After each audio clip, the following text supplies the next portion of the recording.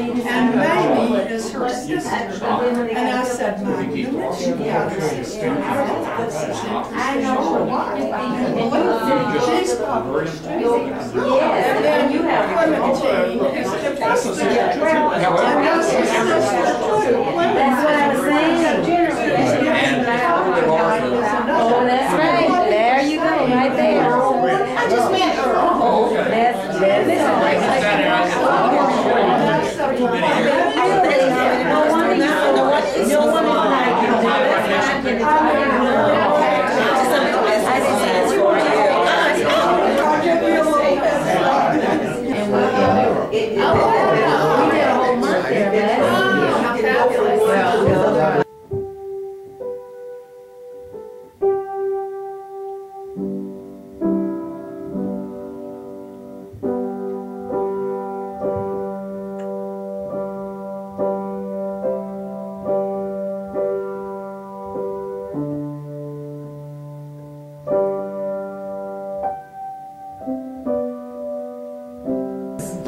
I'm so grateful to you all, and I am so humbled by your invitation, because I just think it's a wonderful thing for people who have a likeness and a oneness in mind for humankind to come together and to share.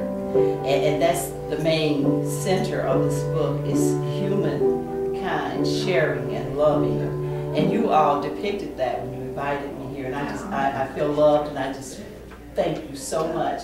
Because you could have read the book, liked the book, and just said, well, we don't want to bother with her.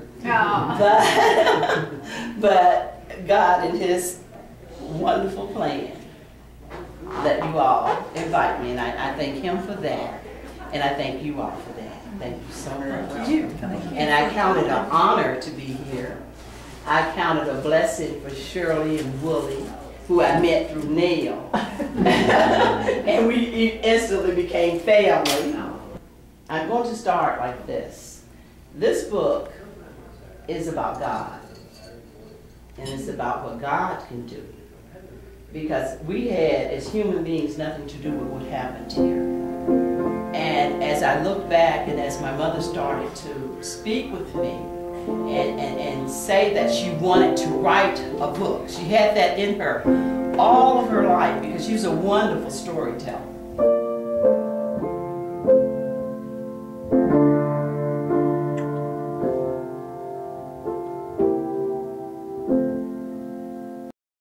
And she started to encourage her every day.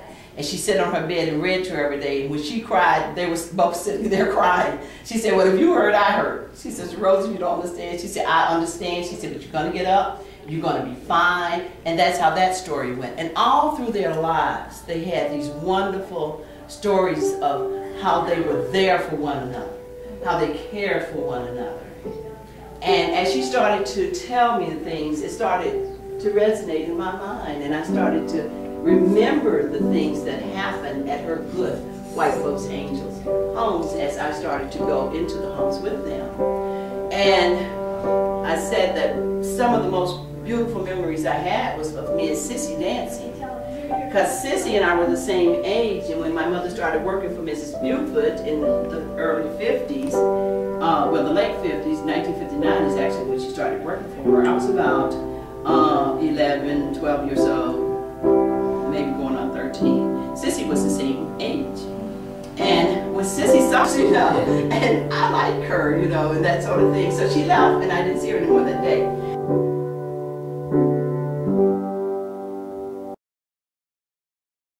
The book goes on, you know, we went from the sharecropping experience in the Mississippi Delta to Daddy not getting any money for the time he had worked.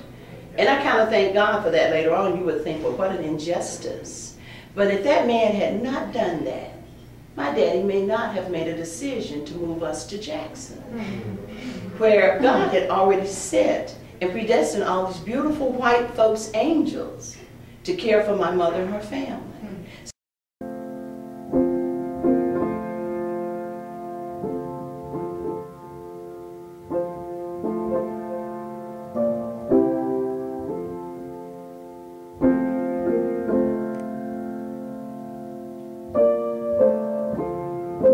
experience. And the man didn't pay him any money. He had about $10, $10, $15 is what he made out of that whole crop for the whole year. Oh, $10. $10, that's a job.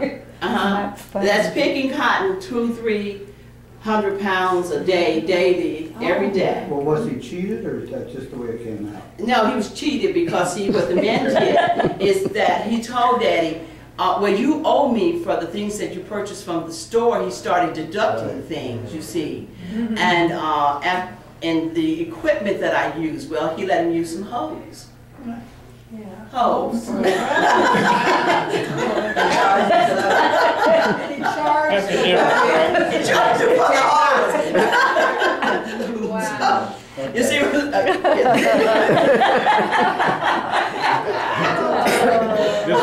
not hip hop. we're all Well, that could be expensive.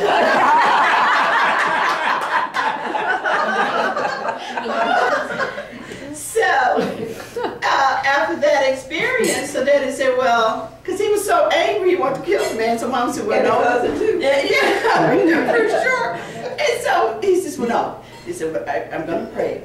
So he always prayed before he did things, and so he said, well, I know what. So he took us and put us in the old Ford car that he had, drove us to Jackson with the $10, and we stayed on Cohee Street, the corner of Cohee and Mill, in one room for about a month or so. And he walked every day because he didn't have gas money. So he walked every day to look for work. And consequently, if you're familiar with Jackson, on Mill Street there used to be a big grocery distributor, Jitney Jungle. And they had a warehouse on Mill Street. And my mother wrote a letter to Hattiesburg. And they gave Daddy a favorable reference to McCarty Holdings. And he got the job.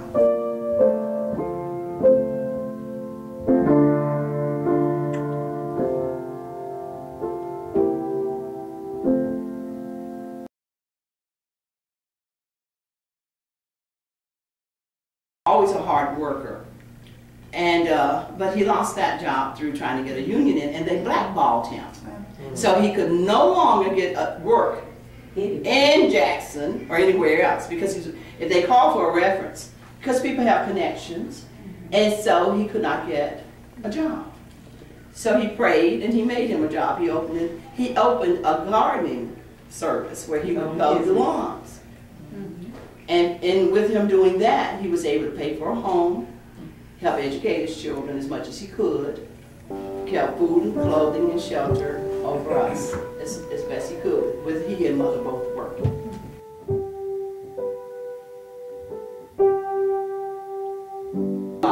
And what happened after you got to Jackson, and so then your father got a better job? He got it because he didn't want her to work. He never wanted her to work because he loved his babies, and because they were married 5 years before they had children, and they thought they were never going to have children, and so consequently after 5 years they started having children. They had 9, you know, like 7 in a row, like stair steps. And but when he lost that job is when Mom really it had to go to work because he.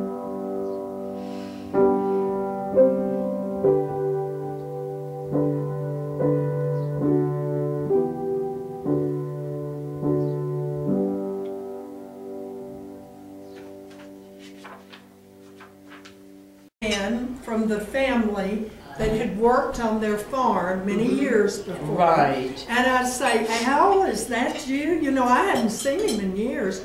I'm in college. And he said, well, I came by just to see about your grandmother. I want to come in and I'll fix her coffee and I'll fix the fire for her. And then I'll visit with you people. Well, see, he had moved on from really working for a white family. He had his own business and all. But you know, they all had homes that the families they'd worked for left for them. They all had of that. And in Camilla, Georgia, you would not believe how many black families who had worked several generations, then they had their home that was right. I mean, one of them was right next to my grandmother's home. That's right. Well, that was left by the family. That's right. It went all the way down in the family, and they treated all of the people that worked for them. And see, just like that's like family. more of that needs to be shared. Yeah, because when I was giving the help, I said, well, it's a good book, and I'm glad it didn't cause too much controversy. You know, it could have been people picketing all over about the help. And I said, a lot of it sounds true, but it doesn't sound like South Georgia in the 60s. Silly club in the help, you know, those silly women in the junior league. Now, I never knew anyone in Georgia that was that foolish and that small-minded.